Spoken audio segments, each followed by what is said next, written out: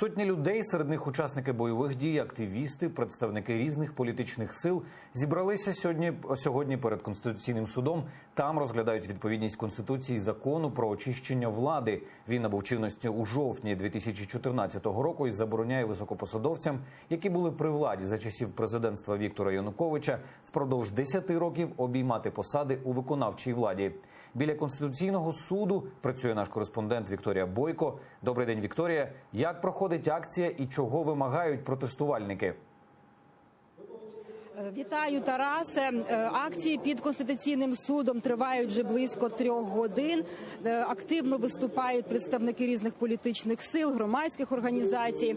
Всі наголошують, що на небезпечності скасування закону про люстрацію, навіть попри те, що він був не зовсім досконалий, як це заявлявся ще сам Петро Порошенко в 2014 році, але це один із здобутків Революції Гідності, бо саме цей закон дозволяв хоч якось не допускати до влади всіх тих, хто сприяв свого часу узурпації влади Януковичем, хто підривав основи державного суверенітету, хто порушував права та свободи громадян.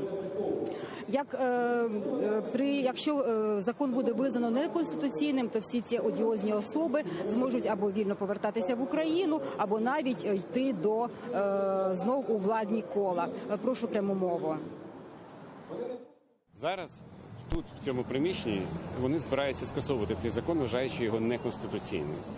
І це означає для нас повернення тих людей, яких ми вигнали під час Революції Гідності. Акції тривають дуже бурхливо. Тут навіть намагалися палити димові шашки, але не дуже це дозволили.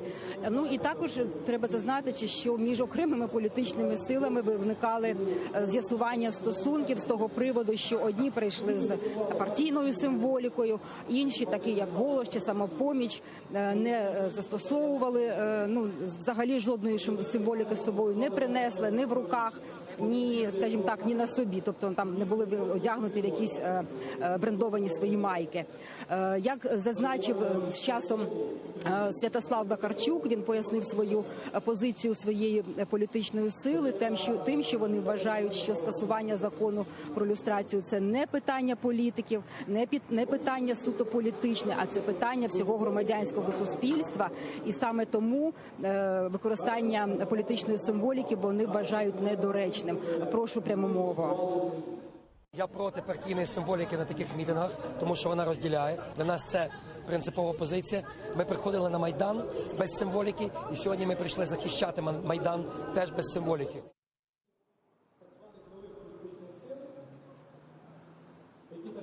Акції триватимуть, як запевняють активісти, до самого вечора. Очікуватимуть на якесь рішення суду.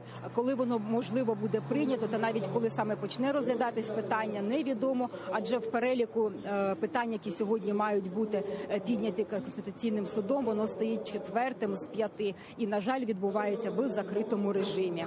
Студія.